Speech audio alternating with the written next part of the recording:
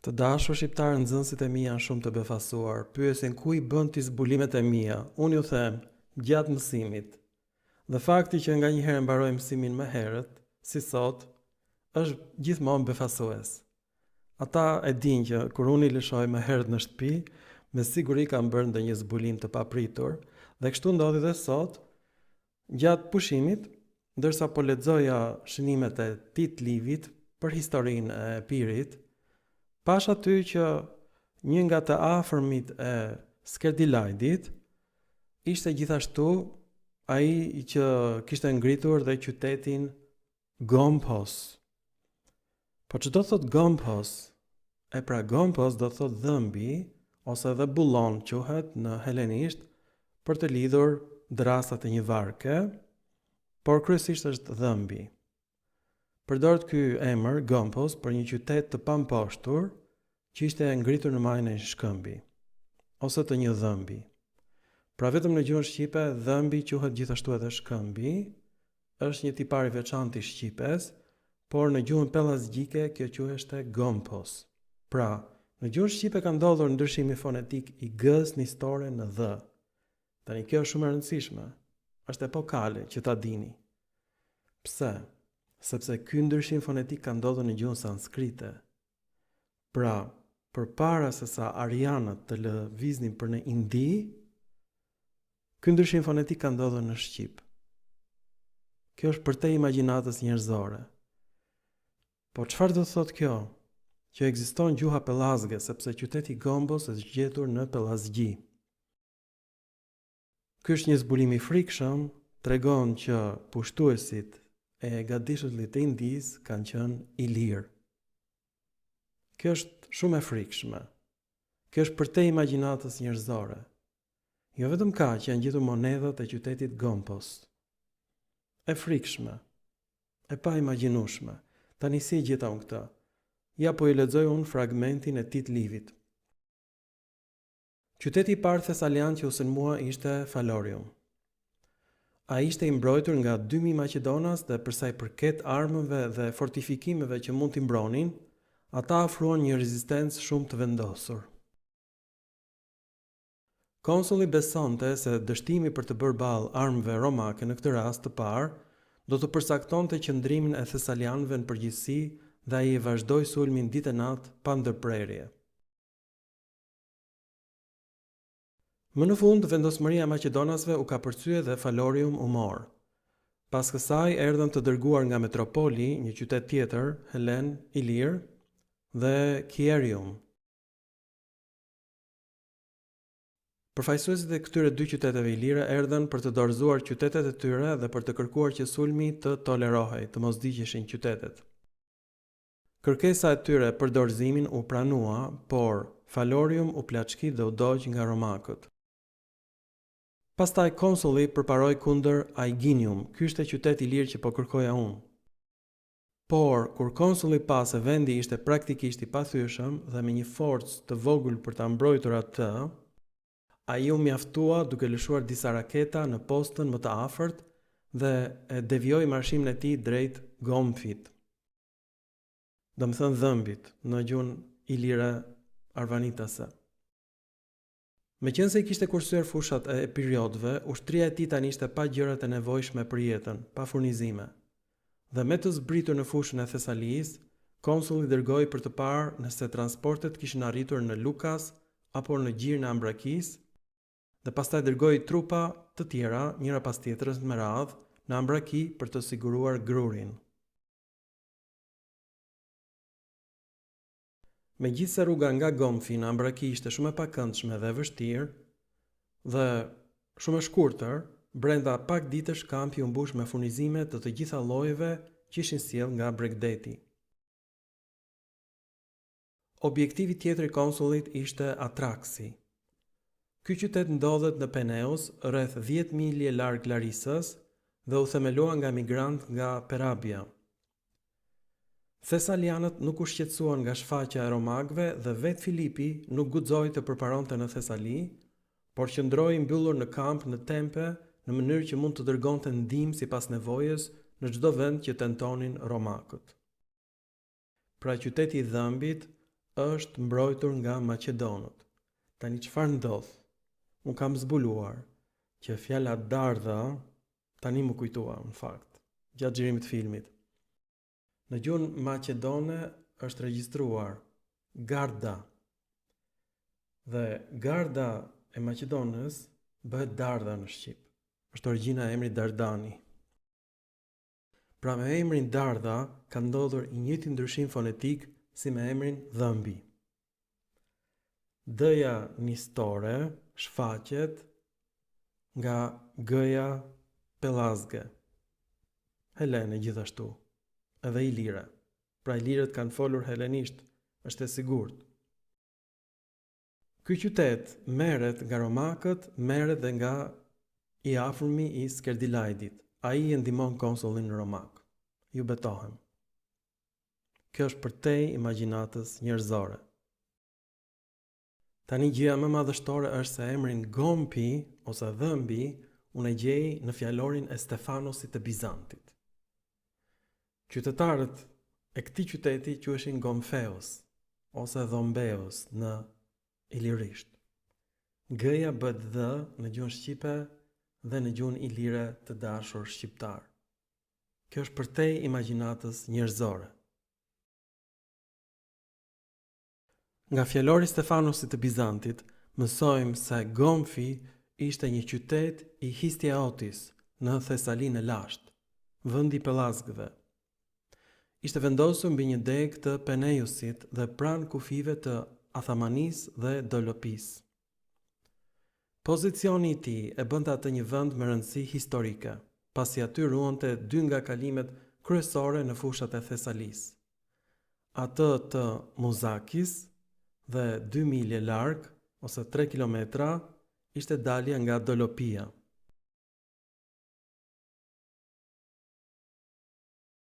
Në luftën kundër Filipit të Pestë të Maqedonisë, mbreti i Athamanisë Aminandros bashkëpunon me konsullin romak Titus Quintus Flaminius dhe që të dy mbasi zbresin nga qafa e portës, marrin qytetin e Pekës ose Feka e sotme. Dhe pastaj i afrohen qytetit të Gompit dhe marrin dhe atë. Kjo ndodh në vitin 198 para erës sonë. Zotërimin e këtij vendi ishte me rëndësi të madhe për konsullin romak, pasi i siguronte atij një lidhje me gjirin e Ambrakisë, nga i cili ai merrte furnizimet e tij.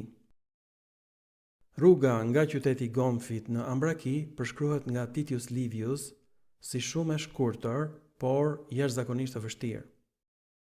Pushtimi i Gomfit u pasua nga dorëzimi i qyteteve të quajtura Argenta, Ferinium, Timarum, Lyganae, Strymon dhe Lampsus.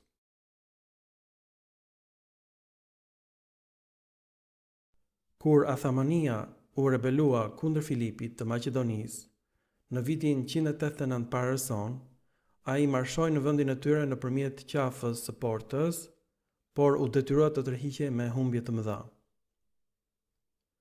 Të njëjtën rrugë përshkroi pikërisht konsulli romak për ta pushtuar qytetin Gomfius. Në fushatën midis Jul Cezarit dhe Pompeut në vitin 48 para erës sonë, banorët e Gomfit, pasi dëgjuan për sprapsjen e Cezarit në Dyrrachium, i mbyllën portat e tyre kundër tij, kur ai mbriti në vend nga Aeginium. Por ai e mori vendin me një sulm brenda pak disa orësh. Cezari në rrëfimin e tij për këto ngjarje e përshkruan Gomfin si qytetin e parë në Thesali për ata që vinin nga Epiri. Dhe monedhat e këtij qyteti kanë mbijetuar edhe sot e kësaj dite. Tani un kam zbuluar një koinon të ri, quhet koinon Gompheon, që sot do të quheshte Bashkësia e Dhëmbëve, fjalë për fjalë. Gjithmonë koinot ilire helene janë në numrin shumës, edhe ky quhet koinoja e dhëmbëve. Tani çfarë kuptimi ka dhëmb? Ishte shkëmbi ku qëndronte Zeusi. Në të njëjtën kohë ai lëshonte rufet prandej. Ky shkëmb i lartë quhet dhëmbi ose Gompi në gjuhën pellazge. Në Thesali kanë banuar pikërisht pellazgët dhe aty kanë ndryshuar pikërisht gjithmonë tek fjala Garda në maqedonisht u bë darda në shqip. Gompi gjithashtu u bë dhëmpi në shqip. Pra unë kam gjetur këto ndryshime fonetike të ilirishtes për në gjuhën shqipe. Por këto ndryshime kanë ndodhur përpara se sa ilirët të pushtojnë gadishullin e Indis të dashur shqiptar. Kjo është përtej imagjinatës njerëzore. Unë kam zbuluar bashkësinë e dhëmbëve ose koinon, gomfeon. Gjithmonë koinet dalin në numrin shumës, emrat e qyteteve. Këtë kam zbuluar për herë të parë me koinon Skodrinon në Shkodër, pastaj koinon Labiatan prap në Shkodër, koinon Lisjatan në Lezhë, koinon Aulon në Vlorë dhe koinon Epirjotan në Epir. Pra koinot janë gjithmonë në numrin shumës. Kemi dhe koinon Dimalatan në Dimale. Tani këto janë monedhat e qytetit Gomphos. Në këtë monedhë është pikërisht koka e Herës, po ashtu është Zeusi i ulur në thronin e tij dhe ai dërgon vetëtimat dhe mban skeptrin në dorë. Këtu kemi një monedhë tjetër të mrekullueshme, është gjithashtu Hera, e cila mban vath shumë të bukur. Po ashtu Zeusi është i ulur në një shkëmb, duke mbajtur një skeptër i cili është i stolisur me lule të bukura dhe është i ulur mbi një shkëmb që quhet dhëmbi ose gomphoi në gjuhën helene. Këtu kemi prap një monedhë tjetër, gjithashtu është koka e Herës përsëri, ndërkohë që në pjesën e prapme të monedhës është pikërisht Zeusi, i cili mban skeptrin e tij dhe që hedh vetëtima. Këtu kemi përsëri një monedhë shumë të bukur, prap kemi Herën, gruan e Zeusit, dhe në anën e djathtë kemi Zeusin gjithashtu që mban një shqiponjë në dorë dhe lëshon vetëtima. Këtu kemi një monedhë tjetër të bukur, të jashtëzakonshme, përsëri është figura e një nimfe dhe kemi dhe Zeusin përsëri që lëshon vetëtima dhe mban në dorë një skeptër dhe këtu është koinon Gomfeon. Këtu e kam gjetur. Përsëri kemi një monedhë tjetër të mrekullueshme, është qyteti Gomfit, është figura e Herës, gruaja e Zeusit, dhe në anën e djathtë kemi figurën e Zeusit që mbante një skeptër në dorë, mban shqiponjën në krahun e majtë të tij dhe përsëri kemi vetëtimat që ai dërgon. Këtu kemi një monedhë tjetër, pikërisht është koka një nimfe, ndërsa në anën e djathtë kemi të ulur Zeusin, i cili dërgon vetëtimat. Pra, këto janë monedha të tjera, një monedhë tjetër me figurën e Herës, përsëri kemi figurën e Zeusit që është i ulur dhe dërgon vetëtimat, mban në dorë një skeptër.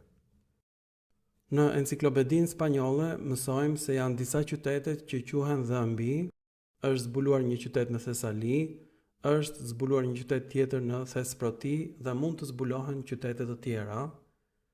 Qyteti i dhëmbit është shpjeguar gjithashtu nga Ptolemeu në veprën e tij Gjeografia.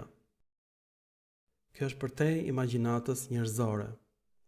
Tani në vitin 2004 u botoi fjalorin e gjuhëve indo-europiane dhe kjo është rënja 563 dhe këtu shpjegohet fjala dhëmbi në gjuhën sanskrite, xhambate i thon dhëmbit, në gjuhën slave zembo i thon dhëmbit, dhe në gjuhën helene Gomphos i thon dhëmbit, dhe në gjuhën shqipe dhëmbi i thon dhëmbit.